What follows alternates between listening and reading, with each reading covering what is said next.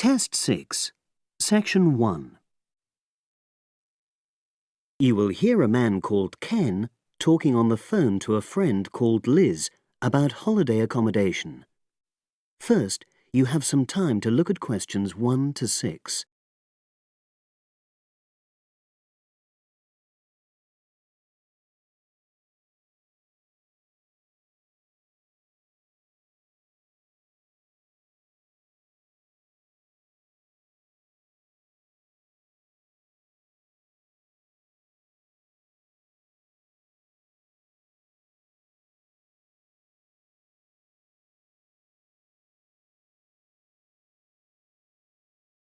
You will see that there is an example which has been done for you. On this occasion only, the conversation relating to this will be played first.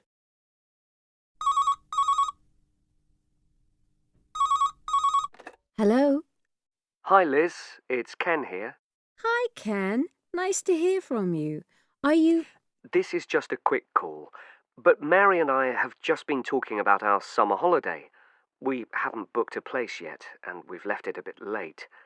We were just wondering if you know of any holiday rentals in your area. It's so nice there. Well, yes.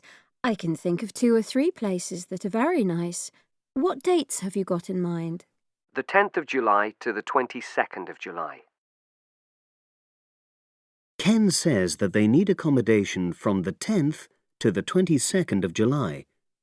So the 10th to the 22nd of July has been written in the space. Now we shall begin. You should answer the questions as you listen because you will not hear the recording a second time. Listen carefully and answer questions 1 to 6.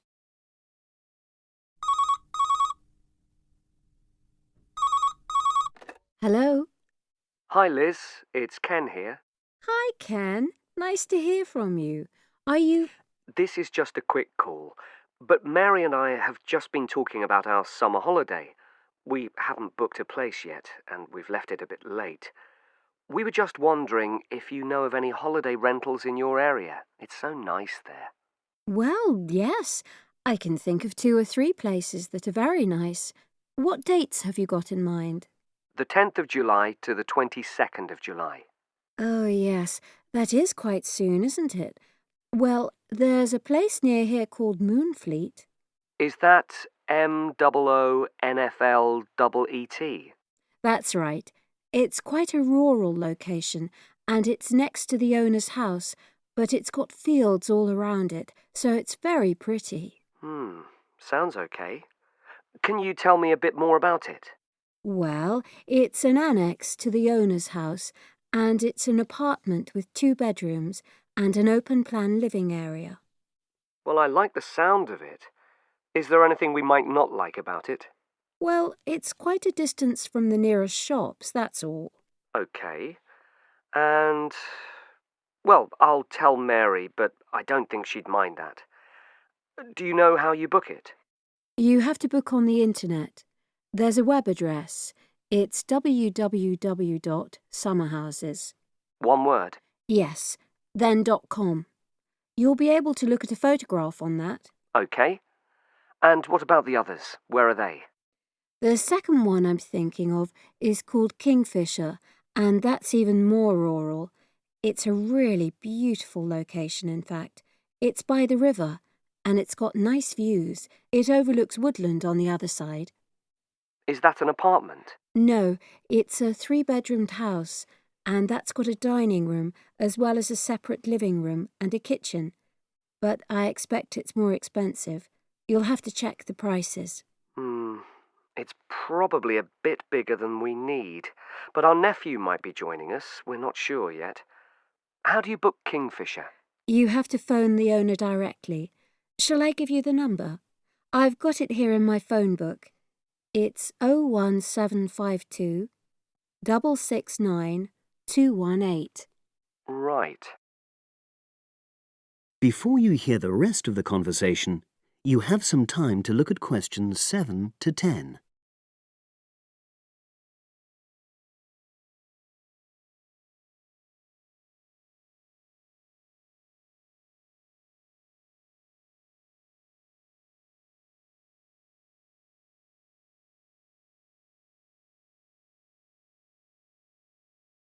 Now listen and answer questions 7 to 10.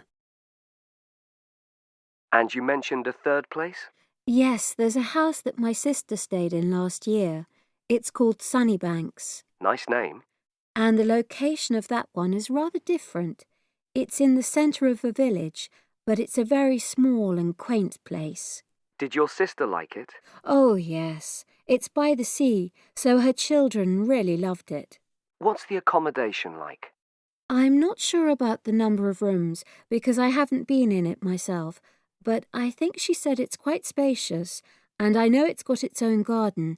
It's not very big, but it's not shared with anyone else, and it's supposed to be very pretty. Any snags? Problems? The only other thing I can think of is that there's nowhere for parking.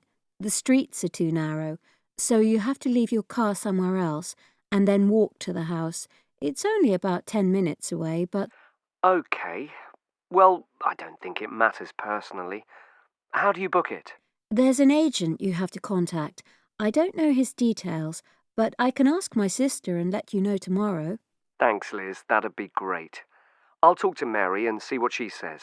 Thanks for your help. That's okay, Ken. I'll speak to you again tomorrow. I hope you find what you're looking for. That is the end of section 1. You now have half a minute to check your answers.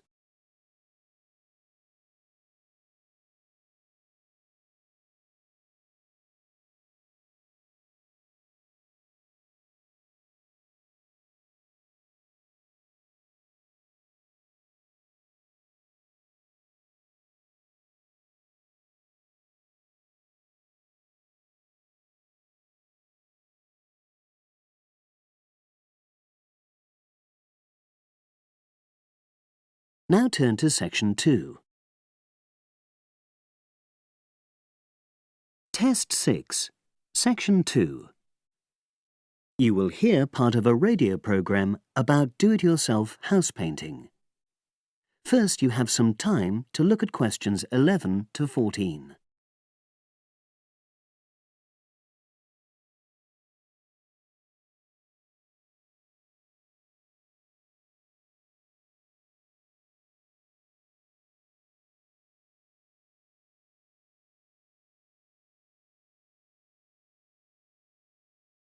Now listen and answer questions 11 to 14. Good morning, everyone, and welcome to our weekly series on home improvements. Today's program is about do-it-yourself house painting. There's never been a better time for people who like to do their own interior house painting. Although people still lead very busy lives, thanks to the availability of various new DIY materials, you can now decorate your home in a more efficient and a more environmentally friendly way. In 2009 alone, approximately 53 million litres of the paint that was sold in the UK were left untouched. That's enough to fill 21 Olympic-sized swimming pools. It's easy to overestimate how much paint you'll need to decorate your room if you use guesswork. And if you know exactly how much paint is needed, you avoid unnecessary waste. There are automatic paint calculators available now. Most of the major paint manufacturers provide them. Look on their websites or just Google paint calculator and see what comes up. Then simply measure the circumference and height of the room in metres.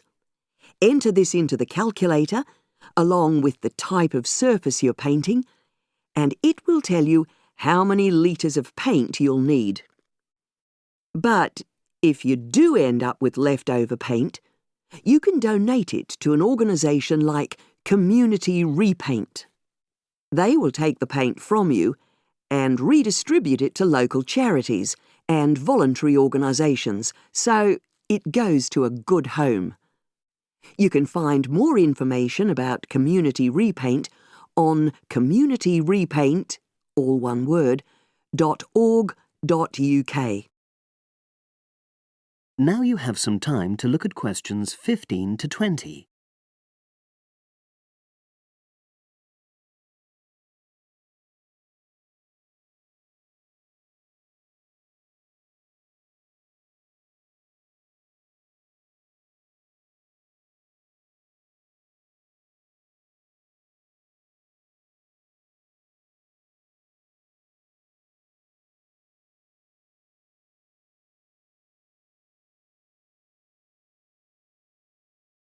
Now listen and answer questions 15 to 20. Another way of avoiding paint wastage is to check you're completely happy with your colour choice before starting to paint. For example, you can get a small sample of the colour you're thinking of using, then paint a board and move it around the room, so you can see how it looks against your furnishings and in different lights. Also, it's always better to buy high-quality paints because you get what you pay for. If you buy cheap paint, you might need to apply 2 or 3 coats to achieve the same coverage that you'd get from 1 coat of a good quality paint. You could also spend a week on a job that could have been done in a day or 2. And consider the environment. Most paint manufacturers now sell water-based paints that don't contain harmful chemicals or give off harmful odours, so get one of these. You can also buy paint that's packaged in recyclable containers. There's a lot more choice than there used to be. You can only do a good job which will last if you prepare the surfaces thoroughly before painting. In fact, in many ways, if you want to do a professional-looking job, this is more important than the painting itself. If there are any cracks or patches of loose plaster, painting over them won't solve the problem. Take the plaster out and fill the holes, allowing enough time for the new plaster to dry. And you won't get a smooth finish if the walls are dusty or greasy. So washing with water isn't enough. Use a solution of decorator's soap and rinse well with warm water afterwards. When you're ready to paint, we suggest you use a medium pile roller for walls and ceilings. A lot of people tend to use short pile rollers, but these give a patchy finish, and that wastes paint and time. Similarly, long pile rollers can create a thick textured effect, which looks messy. The same goes for brushes. The stronger the bristles, the easier they are to wash and reuse. And as you've chosen a water-based paint, clean your brushes with cold water, because it's more energy efficient that way. As you're decorating, keep transferring small amounts of paint into a tray and keep topping it up when you need to. This reduces the chance of it being contaminated by dust and pieces of dirt. And finally, water-based paint doesn't have a lingering smell, so that's not an issue anymore. But it's airflow rather than heat that helps the paint dry quicker. So, to help finish the job in the quickest time, leave your doors and windows open. The faster the paint is dry and the job finished, the quicker you can start enjoying your room. In tomorrow's program, I'll be giving some advice on... That is the end of section 2. You now have half a minute to check your answers.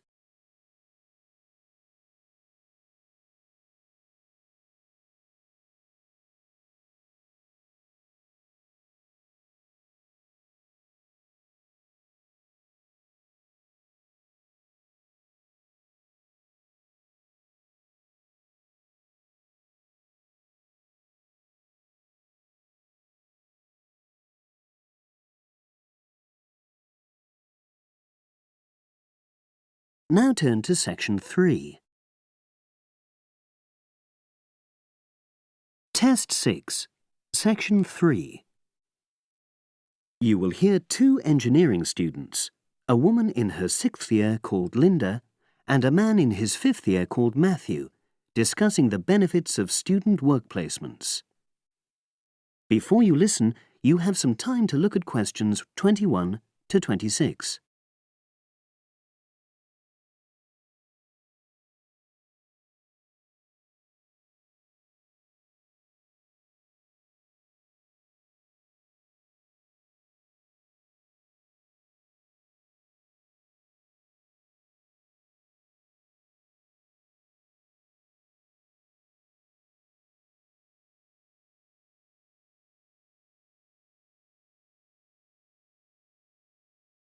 Now listen and answer questions 21 to 26.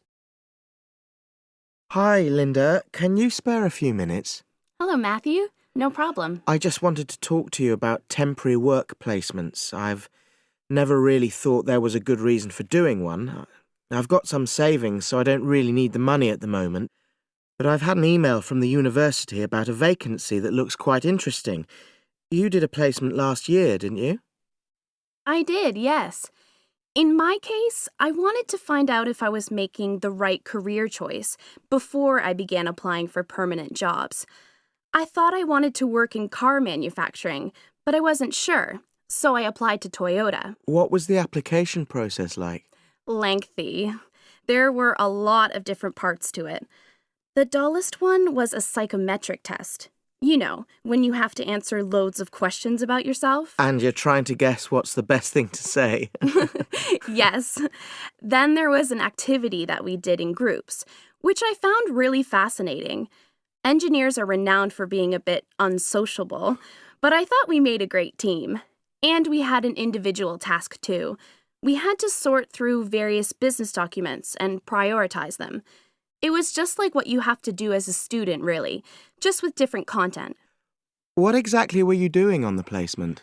I was helping to design some diagnostic software to identify any waste in the car assembly process. Do you mean waste of materials? No, time. Anything that can speed the process up helps to cut costs. How did the work placement compare to being a student? Was it hard work? Yes, it was. I'd had full-time work before. I've done various unskilled jobs during university holidays, and some of those involve long hours. So I thought I'd find it easy. I was wrong, though. I think when you're on placement, you're always trying to prove yourself. So you push yourself hard to succeed? Yes. But I got a lot of support from my employers. They were always helpful. And then, at the end of the placement, I was given formal feedback. Do you mean on your engineering ability? Well, no. I didn't really need that because we had team meetings every other day. And so I had the chance to discuss technical issues and ask about anything that wasn't clear. The evaluation was about general workplace things, like organizational ability, initiative, that sort of thing. I get the impression you think you benefited from the placement. Well, the best thing is that they've offered me a job for next year. Depending on my exam results, of course, but still. A permanent one? Yes. But apart from that, I learned so much. The industrial environment was much more demanding than the academic one, so my general skills improved, like time management, meeting deadlines. And on the technical side, I learned new software packages, like MS Project. Well, I think you've convinced me that work placements are worthwhile, but while you're here, can you give me advice on something else? Before you hear the rest of the conversation, you have some time to look at questions 27 to 30.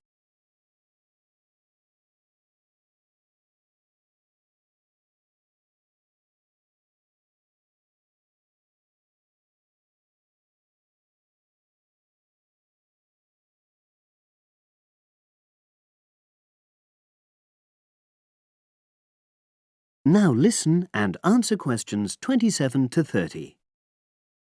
I'm about to make a start on the engineering materials module, and I've got a book list here. Can you have a quick look and tell me what you would recommend? That's if you can remember. Let's see. I do remember some of them. Yes, this one, The Science of Materials. I found the subject quite hard generally, but this book is very accessible, so it suited me. It doesn't cover everything, though. What about this one then, Materials Engineering? Oh, yes. I do remember that. But it's a bit out of date now, isn't it? Unless it's a new edition. I don't think so. But what I liked about it were the pictures. They really helped to understand the descriptions. It's useful just from that point of view. Let's see, what else? Oh, yes, that one there, Engineering Basics.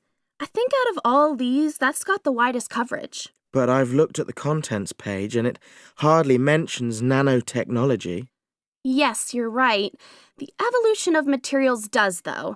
It's a recent publication, so it covers all the latest developments. It's a bit thin on the 1960s, though, and that decade was quite important. Well, it sounds as if they all complement each other in some ways. I don't suppose you can lend me... That is the end of section 3. You now have half a minute to check your answers.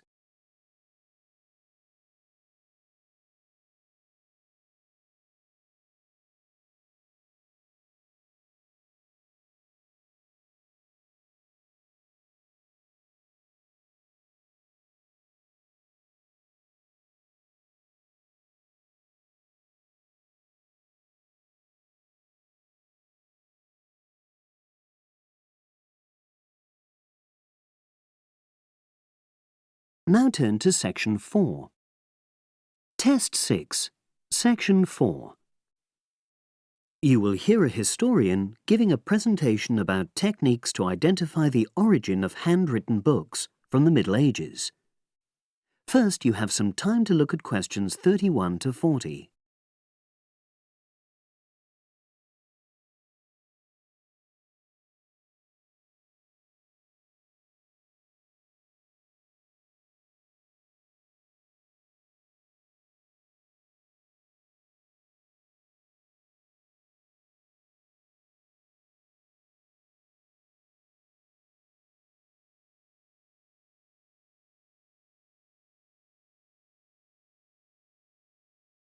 Now listen and answer questions 31 to 40. My presentation today is on how the science of genetics is being used to shed light on the origin of manuscripts, anything written by hand, produced in the medieval period, that is, the period between the 5th and 15th centuries AD. As many of you know, thousands of medieval handwritten books still exist today. Some of them have a clear provenance, that is, we know exactly where and when they were written. But the origin of many manuscripts has been a complete mystery, that is, until 2009, when geneticists started using DNA testing to shed light on their origins. But before looking at the new research, I need to explain something about the way the manuscripts were produced, particularly what they were written on. Virtually all were written on treated animal skins, and there were essentially two types. The first was parchment, which is made of sheepskin. It has the quality of being very white, but also being thin. It has a naturally greasy surface, which meant it was hard to erase writing from it. This made it much sought after for court documents in medieval times.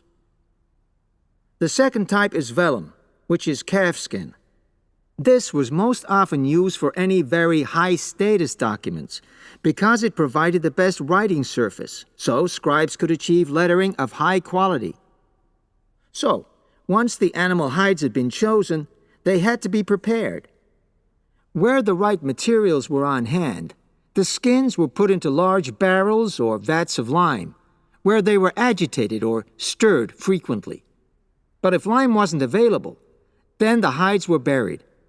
Both these techniques were designed to cause the hair to slough off and the skins to become gelatinous and therefore more flexible.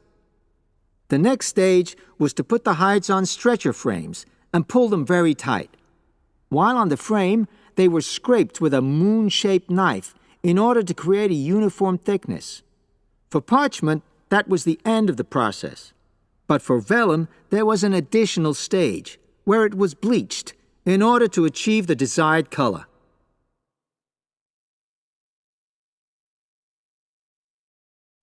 So, what does all this preparation mean for the quest to identify the origins of mystery manuscripts?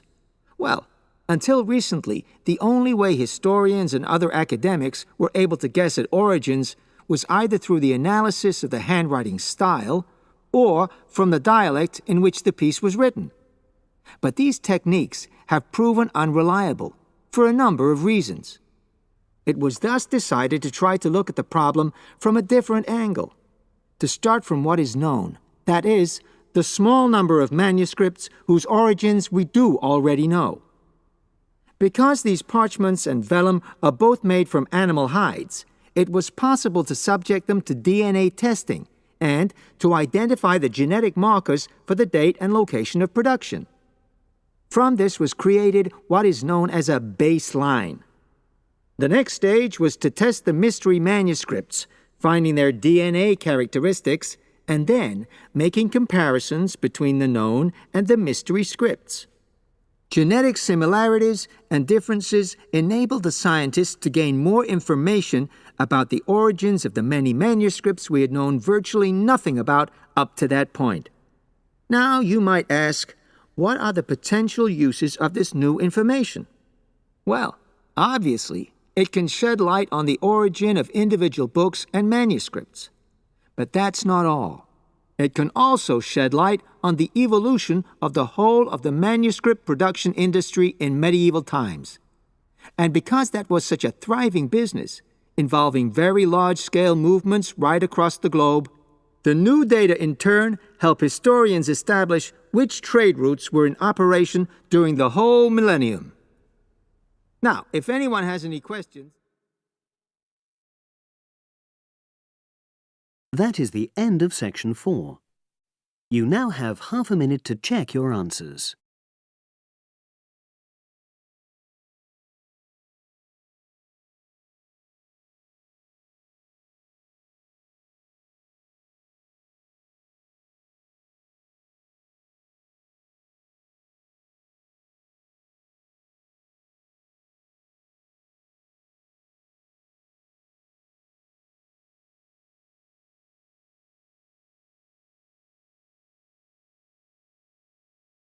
That is the end of the listening test. You now have 10 minutes to transfer your answers to the separate answer sheet.